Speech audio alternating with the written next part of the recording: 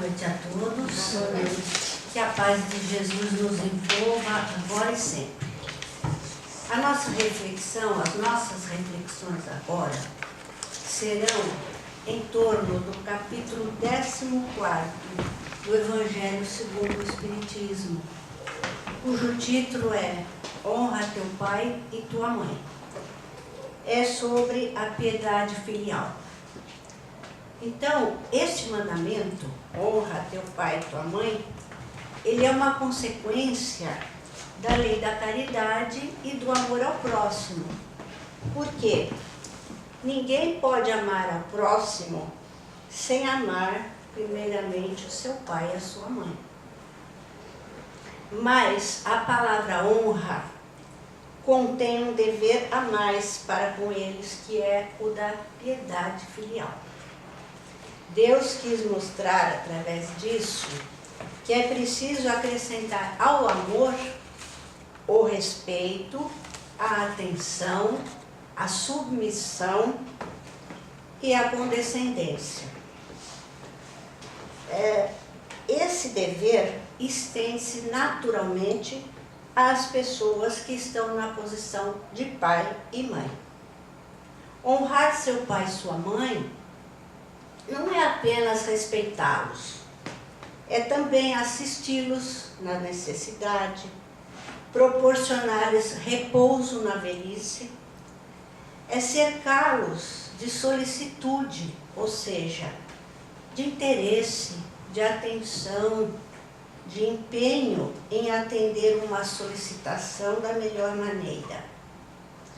Tanto quanto os filhos possam oferecer também aos pais pequenas doçuras do supérfluo, as prevenções, os cuidados delicados, que são apenas a renda daquilo que um dia receberam, o pagamento de uma dívida sagrada. Somente nisso está a piedade filial aceita por Deus. É certo que alguns pais ignoram seus deveres e não são para seus filhos o que deveriam ser, mas cabe a Deus puni-los e não aos filhos. Não cabe a estes repreendê-los, porque talvez eles próprios tenham merecido que fosse assim.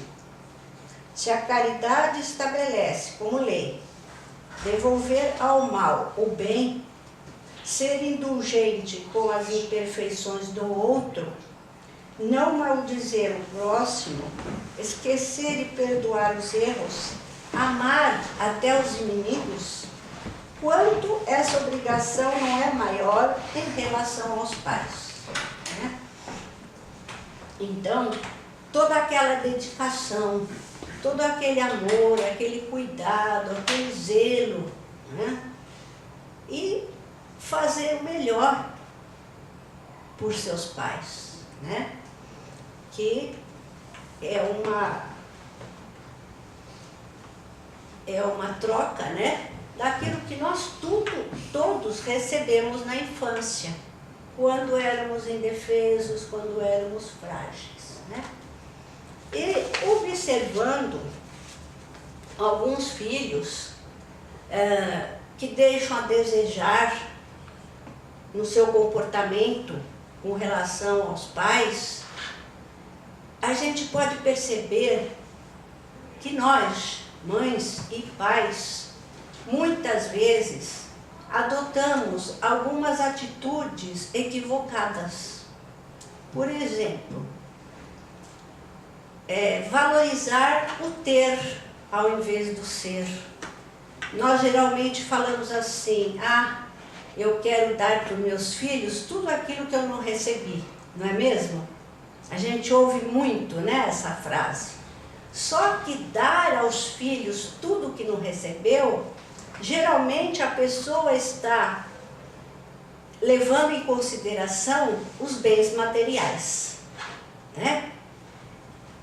Nós, em geral, não pensamos em dar o melhor para os nossos filhos a nível de amor, a nível de carinho, a nível de companheirismo, a nível de orientação, a nível de educação, né? Em geral, quando nós falamos, eu quero dar o melhor para os meus filhos, a gente tem em mente somente os bens materiais. Então, com isso nós estamos valorizando o ter e não o ser. Então, estamos tomando atitudes equivocadas, não é? Outra atitude equivocada é a superproteção. Naquela ânsia, né, de proteger os nossos filhos, de evitar que eles sofram, de evitar que eles atravessem dificuldades, fases difíceis na vida, o que é impossível, mas naquela ânsia, né, da superproteção, nós estamos fazendo surgir criaturas frágeis, incapazes de enfrentar desafios, incapazes de enfrentar dificuldades, incapazes de enfrentar frustrações e insucessos, né? Uma outra atitude equivocada, né, é não querer que as crianças, os filhos, façam nada. Nada.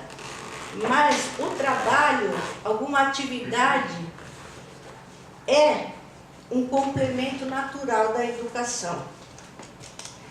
Outra atitude equivocada surge justamente porque nós passamos de um extremo rígido, de muita rigidez, onde os pais mal falavam com os filhos, nem havia quase diálogo algum. Nós passamos por outro extremo, da permissividade, onde tudo é permitido e não são colocados limites para os filhos. E isso é um equívoco que vem ocorrendo com muita frequência, que os jovens de hoje, em geral, eles só conhecem seus direitos, não conhecem os seus deveres e nem os seus limites, né? Então, isso é uma outra atitude equivocada. Quando nós chegarmos ao meio termo, ao equilíbrio, aí nós iremos acertar. Nem tanta rigidez e nem tanta permissividade, né? E uma outra atitude também equivocada, né, é que os pais querem se tornar amigos dos filhos, amiguinhos. Eles querem se nivelar com os filhos. E com isso eles perderam a posição de autoridade dentro de casa. Quando eu falo autoridade, não é autoritarismo, não. É bem diferente, né? A autoridade é uma coisa, autoritarismo é outra. E os pais estão querendo se tornar amiguinhos dos filhos, se nivelando a eles. Mas não é assim, existe uma hierarquia familiar.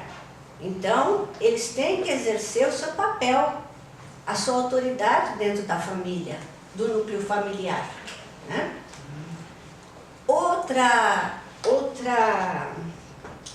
atitude equivocada é não apresentar Jesus para as crianças, não apresentar os ensinamentos de Jesus para as crianças, né? Muitas vezes, na maioria das vezes, os pais se preocupam tanto com a educação dos seus filhos, a escola que seus filhos precisam frequentar, né? Vão à escola antes de matricular a criança, conhecem todo o projeto pedagógico da escola e se inteiram de vários outros detalhes, né? Procurando naturalmente dar uma educação da melhor qualidade, o que eu não acho errado, não. Porém, com a questão religiosa, os pais, alguns falam assim, deixa, é muito cedo, quando quando ele crescer, ele faz a opção, ele escolhe a religião que ele quer. Não é assim que a gente vê? Em muitos casos. Só que isso não funciona, porque sem um ponto de referência, o filho vai perder a crença, vai entrar no abismo da descrença. Então, é necessário que aquela sementinha da espiritualidade, da religiosidade, seja lançada aos pouquinhos, desde tenra idade. Então, isso se faz muito necessário. Apresentar Jesus para as crianças, apresentar os seus ensinamentos para as crianças, plantando devagarinho, de acordo com a idade dos filhos, aquela sementinha, a educação moral, os valores morais, né? E tem uma mensagem aqui do irmão José, que ele fala justamente sobre os filhos, alguns conceitos. E diz assim: educa os teus filhos e orienta-os, mas não te esqueças de que cada espírito tem o seu próprio caminho. Então é por isso que a gente vê filhos diferentes, né? Nós damos a mesma educação, nós ensinamos as mesmas coisas, transmitimos os mesmos valores e, no entanto, filhos bem diferentes um do outro. Lógico, né? Porque cada um traz a sua bagagem espiritual, cada um tem o espírito a seguir o seu próprio caminho. Não conseguirás substituí-los nas experiências que devam vivenciar. Por mais que a gente queira, eles têm que vivenciar determinadas experiências. Não somos nós, mães e pais, né? Mais uma vez, essa atitude no intuito de poupá-los, de sofrimento, no intuito de poupá-los de dificuldades, de frustrações. Cada qual deve aprender à custa do próprio esforço e interesse. Não superproteja os teus filhos, afastando-os do trabalho enobrecedor. O trabalho para a criança é o complemento natural da educação. Então, é lógico que tudo isso de acordo com a faixa etária, né? De acordo com a faixa etária, quando a gente percebe, olha, vai lá arrumar seus brinquedos, você coloca todos os brinquedinhos no lugar, arrume a sua caminha, coloque o seu prato, o seu copo lá em cima da pia, né? Então, aos pouquinhos, a gente vai dando noção de ordem, de disciplina, né? Então, isso para a criança é um trabalho. Lógico que é um trabalho.